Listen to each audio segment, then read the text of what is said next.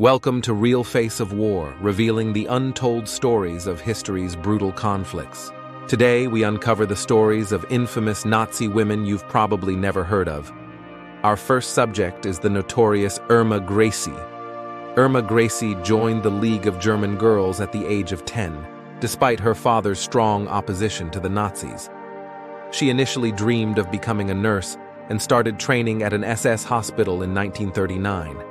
However, her path took a dark turn.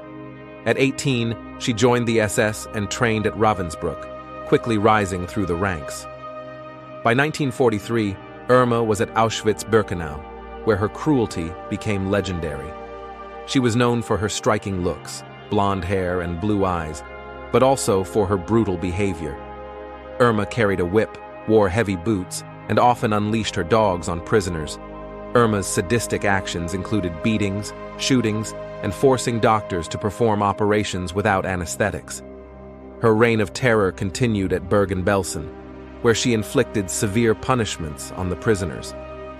Captured by British forces in April 1945, Irma Grese was unrepentant, claiming she was just following orders.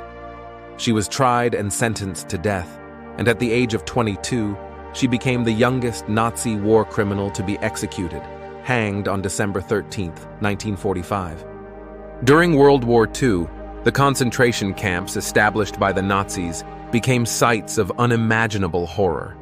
Among the guards who perpetuated these atrocities was Elisabeth Volkenrath, a former hairdresser who became infamous for her brutality.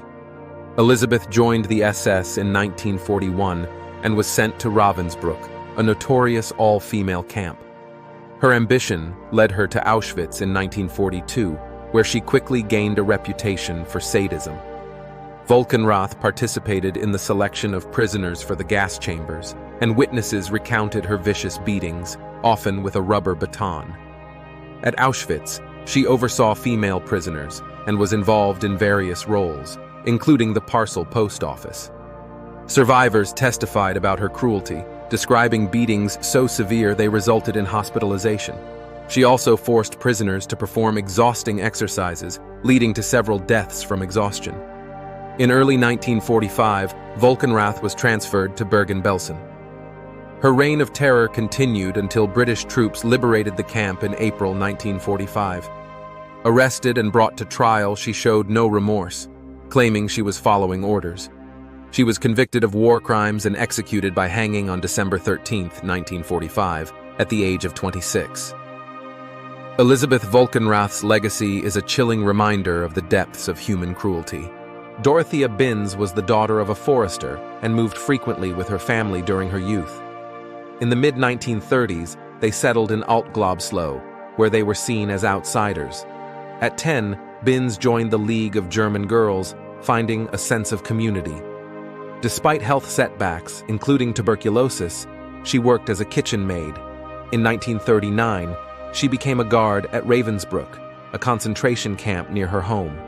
At Ravensbrück, Binz quickly rose through the ranks to become a supervisor and trainer of new guards. Witnesses later described her acts of brutality, such as beating a skeletal woman with a cane and whipping prisoners and trainees alike. She was often seen walking hand in hand with her boyfriend, SS officer Edmund Breuning, as they watched prisoners being beaten. As the war ended, Binz attempted to flee, but was captured by British troops in 1945. During her trial for war crimes, survivors recounted her sadistic behavior. Despite her claims of innocence, Binz was found guilty and executed in May 1947. Her story remains a haunting reminder of the depths of human cruelty during the Holocaust. Juana Bormann joined the SS in 1938, lured by the promise of better pay. She trained at Ravensbrück and was later stationed at Auschwitz in 1943. Bormann's notorious reputation was cemented at Bergen-Belsen, where she earned the nickname "the woman with the dogs" for her brutal use of German shepherds to intimidate and attack prisoners. At Bergen-Belsen, Bormann was tasked with identifying the weakest prisoners upon arrival and sending them directly to the gas chambers. Her sadistic methods and the constant threat of her dogs made her a figure of terror. During her trial, Bormann's defense claimed her small stature and frail nature led her to overcompensate with excessive cruelty. Bormann admitted to hitting prisoners, but insisted it was to keep order. Found guilty of war crimes, Juana Bormann was executed in December 1945. Her executioner described her as looking old and worn down, trembling as she was led to the gallows. At 42 years old and just over 5 feet tall, she reportedly said, "I have my feelings." In a final futile plea for mercy, Ilse Koch, the infamous witch of Buchenwald. Ilse Koch became one of the most notorious figures of Nazi Germany, not through formal training, but by marriage. In 1932, she joined the Nazi Party, and in 1937, she married Karl Koch, the newly appointed commandant of Buchenwald concentration camp. From the moment she arrived at Buchenwald, Ilse earned a reputation for her cruel and perverse behavior. Riding through the camp on her horse, Ilse was known to whip prisoners without provocation. Her most infamous act was collecting the tattooed skin of prisoners, which she used to create lampshades, gloves, and other macabre items. This horrifying practice earned her the nickname the Witch of Buchenwald. Ilse wielded absolute power at Buchenwald, instilling fear among prisoners and staff alike. In 1942, her husband Karl was transferred to Majdanek, but was soon imprisoned by the SS for embezzlement, cruelty, and corruption. He was executed in 1945. Despite Karl's departure, Ilse remained at Buchenwald with her children. In 1943, she was arrested for corruption, but was acquitted due to lack of evidence. After the war, Ilse Koch was arrested by the Allies and put on trial for her participation in the atrocities at Buchenwald. She was found guilty and sentenced to life in prison. Released in 1949, she was quickly rearrested by West German authorities and charged with the abuse and murder of German citizens. Found guilty once again, she received another life sentence. Ilse Koch's life ended in tragedy when she committed suicide in her prison cell in 1967. Her story stands as a grim reminder of the depths of human cruelty and the horrors of the Holocaust. Maria Mandel, the orchestrator of horror. In 1944, Maria Mandel rose to the position of head of the female guards at Auschwitz-Birkenau after having served at various concentration camps throughout the Reich. Born in Austria in 1912, she joined the Aufseherinnen in 1938 and swiftly ascended the ranks during her training at Ravensbrück, becoming a prominent figure among the female guards. Mandel's reputation was one of sheer terror. Prisoners feared her immensely as she treated them with utter disdain and cruelty. She was known for making prisoners act like her pets, forcing them to play humiliating games, and deriving pleasure from sending countless women and children to their deaths in the gas chambers.